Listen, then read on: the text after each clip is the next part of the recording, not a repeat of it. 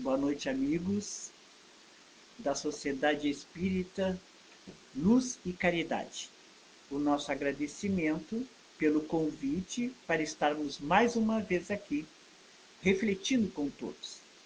Mas nesses primeiros momentos, vamos elevar os nossos pensamentos a Deus e a Jesus, rogando a espiritualidade que nos auxilie e nos ampare, para que todas as nossas reflexões possam atender às nossas necessidades e que, mais receptivos à bondade de Deus, possamos entender que somos criaturas ainda no processo de evolução, buscando seguir o exemplo de Jesus.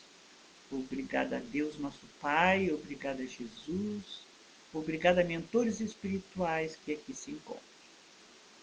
Que assim seja. Bem, meus amigos, nós temos a responsabilidade de hoje falarmos sobre bem-aventurados que são brandos e pacíficos, obediência e resignação, que é o item 8 do capítulo 9 do Evangelho segundo o Espiritismo. Obediência. Olha como é difícil atender ao significado da palavra obediência como uma virtude, como um comportamento pelo qual ainda homens encarnados têm grandes dificuldades de atender às ordens, de aceitar, de acatar as leis. Então a obediência é esse consentimento da razão, como diz o nosso Evangelho segundo o Espiritismo. E a resignação é um consentimento do coração.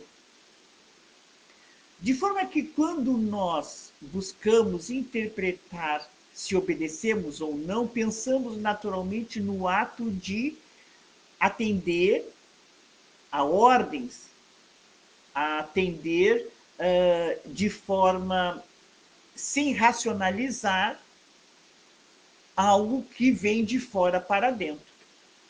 Já a resignação é a aceitação de uma conscientização de se refere a uma situação, a uma intenção que nós nos acomodamos, que nós aceitamos, que não vamos mudar. A resignação é uma aceitação de uma circunstância, de uma pessoa, de um momento. E ela vem de dentro para fora. Então, enquanto a obediência se faz necessária o entendimento para que possamos obedecer, racionalizar, por que eu estou obedecendo? Por que a vida difícil, onde nós estamos vivenciando provas e dores, nos faz seres dóceis que obedecem às leis de Deus? Então, a obediência às leis de Deus é o acatamento, a aceitação das determinações de Deus que coloca no nosso caminho, na nossa presente existência, todas as nossas provas e as nossas expiações.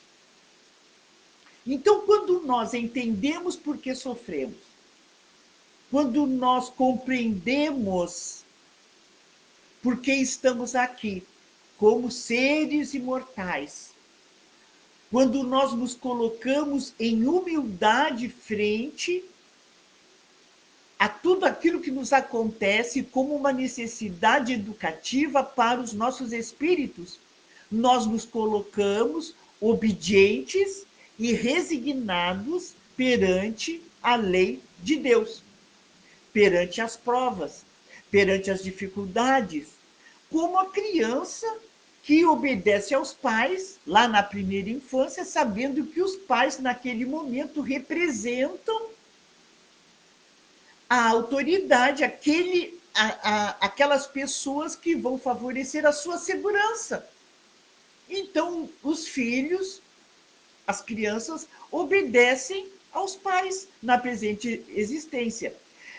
Quando nós encontramos no Evangelho os exemplos de obediência, quando o Cristo, obedecendo às leis de Deus, né, se coloca pronto para vir à Terra e favorecer-nos com o seu exemplo maior, inclusive na crucificação, inclusive nos flagelos, dando-nos o entendimento que obedecia a ele aos propósitos de Deus. No Evangelho de Jesus também fala-nos que José e Maria, obedecendo às leis de Deus, deram uma oportunidade para que Jesus viessem ao mundo. Então, abraçando as leis de Deus, as leis da reencarnação, deram oportunidade para que Jesus viesse até nós como modelo e guia da humanidade. Os apóstolos acataram os ensinamentos do Mestre, obedecendo diante da sua, cada um diante da sua grau evolutivo, dando-nos e mostrando-nos, cada um ao seu modo, aquilo que eles aprenderam, aquilo que eles puderam entender da proposta de Jesus. No nosso processo de crescimento na vida, de relação, nós respeitamos e obedecemos às leis de trânsito, às leis de sociedade, obedecemos e temos respeito e a compreensão para que, se nós não nos mantermos diante de uma vida ordeira, certamente nós não estaremos diante de o bem de todos, porque se vivemos em sociedade, precisamos obedecer às leis civis. Então, a obediência eu obedeço à circunstância, eu obedeço a uma pessoa, eu obedeço àquele momento que está me ensinando algo para que eu, de fora para dentro, possa desenvolver a resignação que é de dentro para fora. Então está claro que a criatura humana, todos nós, obedecemos e não podemos obedecer cegamente. De acordo com o nosso grau evolutivo, quanto mais nós evoluímos, mais nós queremos entender o processo, como se dá as nossas provas, as circunstâncias que regem a nossa vida, o nosso mundo, enfim. Então, quanto mais evoluímos, nós perguntamos por quê. E esse porquê denota já um grau de adiantamento, porque não obedecemos cegamente aquilo que nos chega na nossa existência. Então, quando nós obedecemos, racionalizamos, nós não podemos colocar nas mãos do outro com aquela desculpa que eu não entendi, por isso que eu obedeci, eu estou fazendo porque me mandaram. Então, no primeiro momento, nós, no processo evolutivo, nós obedecemos cegamente. Mas quando nós já desenvolvemos o nosso senso de avaliação, nós sabemos por que estamos obedecendo. Nós sabemos por que devemos obedecer. E vai criando os porquês na nossa consciência. Quando nós admitimos o consentimento da razão, significa que nós estamos cientes e conscientes dos nossos deveres, das nossas virtudes, daquilo que devemos fazer como filhos de Deus, como seres imortais, e estar conscientes daquilo que devemos realizar. Então, é uma atitude ativa. Eu obedeço porque sei, porque devo obedecer. Eu estou resignada porque meu coração já entende e obedece às leis divinas. Mas o que mais nos prende ao processo de não obediência às leis divinas ainda é o orgulho e o egoísmo, que é aquela dificuldade de aceitar aquilo que somos, os próprios erros, e ainda de responder por eles. Então, nós temos orgulho e somos egoístas. Mas nós não queremos aprofundar a nível de consciência por que nós estamos agindo de forma orgulhosa e de forma egoísta. Então, nós obedecemos os nossos vícios cegamente. Obedecemos às nossas paixões cegamente, aos nossos impulsos primitivos.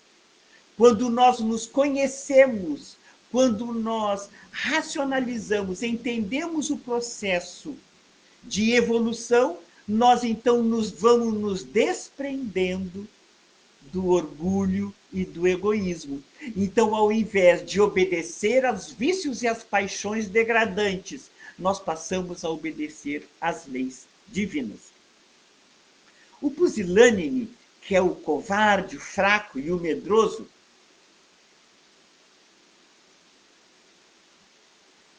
não pode ser resignado e, ao mesmo tempo, não é obediente, porque não reconhece em Deus a sua divindade. Então, o orgulhoso obedece às leis materiais, aos vícios e às paixões. Nós temos no livro Histórias, O Mundo da Criança, que é uma coleção muito antiga, e que traz histórias belíssimas. Fala da roupa nova do rei, que é uma história já muito conhecida de todos nós. E nós fomos buscar nessa história um exemplo clássico daquele que obedece às suas paixões e não racionaliza, que é um rei. Um rei que era muito orgulhoso. Essa história é de Hans Christian Andersen. E este rei, ele era muito orgulhoso, muito vaidoso, egoísta ao extremo. Tanto que ele gostava de ter roupas novas todo o tempo. E as roupas tinham que ser deslumbrantes, tinham que fazer muito sucesso. Ele, então, fazia roupas constantemente. O seu reino todo conhecia o rei pelos seus famosos trajes elegantes. E ele não se importava que os seus súditos, que o seu povo todo estivesse na miséria, passando fome e necessidades, desde que ele tivesse as roupas mais lindas e mais bonitas. Um dia, apareceu no seu reinado 2 alfaiates, 2 tecelãos, que pediram uma audiência com o rei. E disseram que eles traziam os mais finos tecidos e o tecido mais deslumbrante do mundo, porque era um tecido invisível, um tecido que era só visto pelos mais inteligentes. E ele era um tecido deslumbrante. O rei, como não queria ser superado por ninguém, disse: eu quero esse tecido. Eu quero uma roupa desse tecido. Eu pago o que vocês quiserem. Os 2 se olharam, pediram uma fortuna e o rei deu. Compre os teares, faça a melhor roupa, que eu quero ser o rei mais bem vestido de todos os reinados. E os tecelãos se abrigaram numa peça lá, com um tear novinho que eles exigiram para trabalhar. E ficaram lá, consumindo noites a fio, velas que eram gastas, porque estavam trabalhando. Aí o rei disse assim: vai lá, o ministro, vai olhar para ver como é que está a minha roupa. O ministro chegou lá, viu os alfaiates trabalhando e disse: estão fazendo a roupa do rei, o rei mandou pedir, saber se a roupa estava pronta. E os alfaiates disseram, veja, olha aqui, esse tecido maravilhoso que só os inteligentes podem ver porque ele é invisível. O ministro, não querendo dizer que ele não era inteligente, disse, oh, que lindo tecido! Eu vou dizer para o rei que a roupa está deslumbrante. E saiu. Será que eu sou um tolo? Eu não vi a roupa, eu não vi nada. Mas vou dizer para o rei que a roupa era belíssima. Chegou lá e disse, rei, que roupa mais linda, que tecido maravilhoso. E o rei ficou feliz. Passou mais uns 2 dias, mandou outro ministro. O outro ministro chegou na peça onde estavam os tecelãs trabalhando e olhou, não viu nada e disse, Jesus, eu não estou enxergando nada, será que eu não sou inteligente? Mas todos diziam que eu era muito inteligente, eu não estou vendo nada. Mas que lindo tecido, disse, para fingir que estava vendo a roupa, que ele não enxergava nada. Saiu e foi dizer para o rei, rei, a roupa é maravilhosa. Passou, até que os alfaiates disseram, a roupa está pronta, porque o rei obedeceu cegamente. Obedeceu aquela fala porque era vaidoso, porque era egoísta, e obedeceu e pagou tudo o que eles pediam. Não racionalizou, não raciocinou. Quando os tecelões e os alfaiates, está pronta, venha, rei, experimentar a roupa. Sim, eu vou experimentar a roupa e vou fazer um desfile na cidade. E o rei chegou lá e disse, onde está minha roupa? Está aqui, não está vendo? O rei não viu nada. E disse, não, eu não posso dizer que eu não sou inteligente para os tecelão. E disse, que roupa linda. E os tecelão, vamos nos vestir. Tire a roupa. E o rei tirou a roupa e os tecelões fingiam que estavam vestindo uma roupa que não existia, porque eles eram oportunistas. Vestiram a roupa do rei. O rei se vestiu, um fingiu que segurava a capa e o rei saiu pela rua, entrou na carruagem para que o povo visse a roupa mais linda e mais deslumbrante de todos os reinos. E ele foi lá pelo desfile, e o povo dizia, porque o povo já estava esperando uma roupa deslumbrante e que era visível pelos inteligentes, e todos queriam ser inteligentes e diziam, olha a roupa do rei, olha a roupa do rei, batendo palma, fingindo que estavam vendo. Uma criança muito simples, pura, disse, olha, o rei está nu. O rei olhou, nu?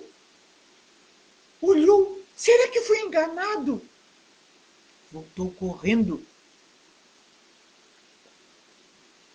com os seus escravos para o reino. Me mostre os tecelões. Me mostre onde estão os alfaiates, os tecelões. Eles haviam desaparecido com todo o dinheiro. Enganaram o rei, que obedeceu e foi enganado por causa do seu orgulho e do seu egoísmo. Então é uma pequena história que todos nós já conhecemos, a roupa nova do rei, que nos mostra, meus amigos, meus irmãos, que racionalizar a ideia, obedeço ou não obedeço? Por que eu estou obedecendo? Porque eu sou diante da resignação. Por que eu estou obedecendo a Deus nas suas leis? Racionalizar. Vamos pensar na nossa existência.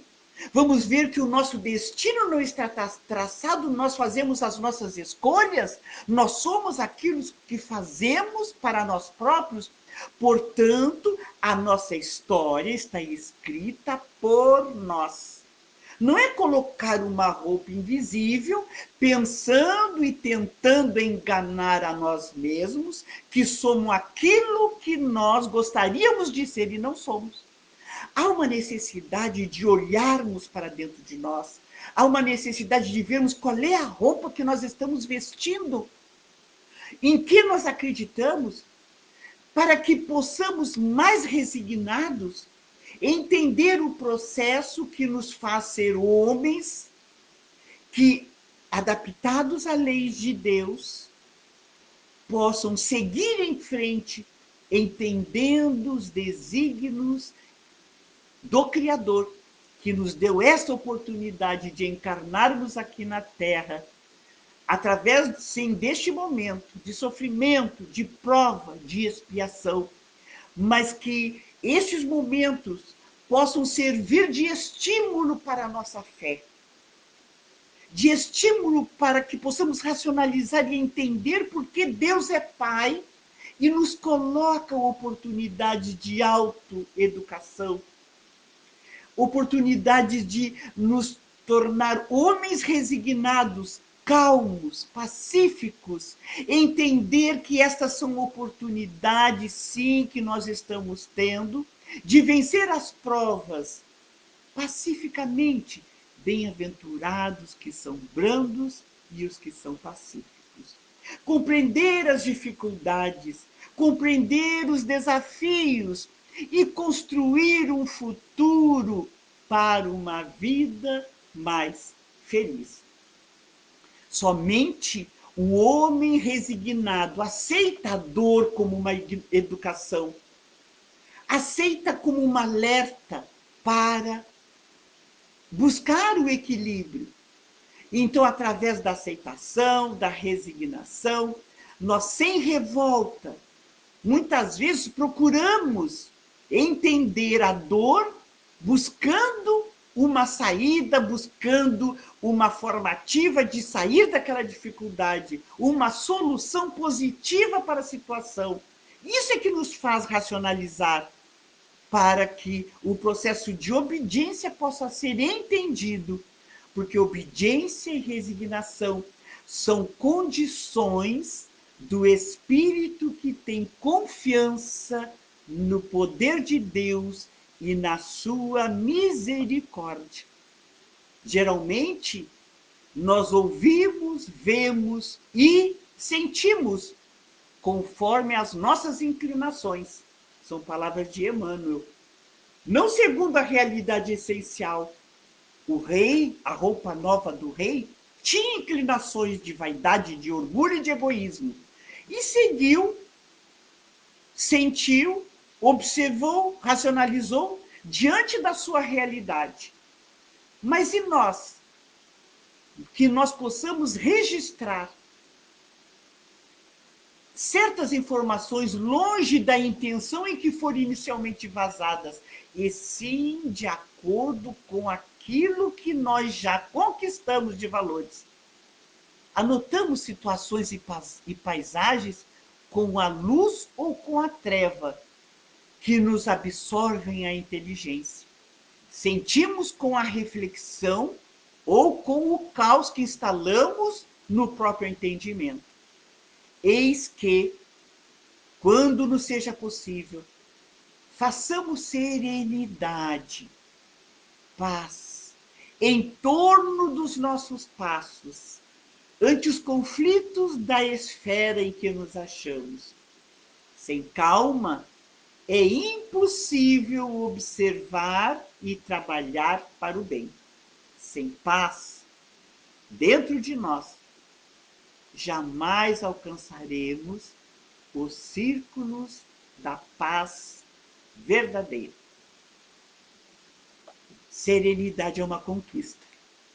Abnegação é uma conquista. Estar ciente das suas limitações, buscando saídas, soluções. Obediência ativa, porque eu sofro. Faz parte do momento educativo. Que Jesus nos abençoe e nos ampare. Que esse Pai de misericórdia possa amparar todos os lares de todos aqueles que estão nos ouvindo neste instante. E que a nossa prece possa se espalhar por todos que sofrem nessa terra, nos presídios, nos hospitais, por aqueles, Pai, que estão em sofrimento nos seus antros das viciações. Rogamos, Pai, por todos aqueles que estão distanciados do teu amor, da compreensão da tua existência, da compreensão de por que sofremos.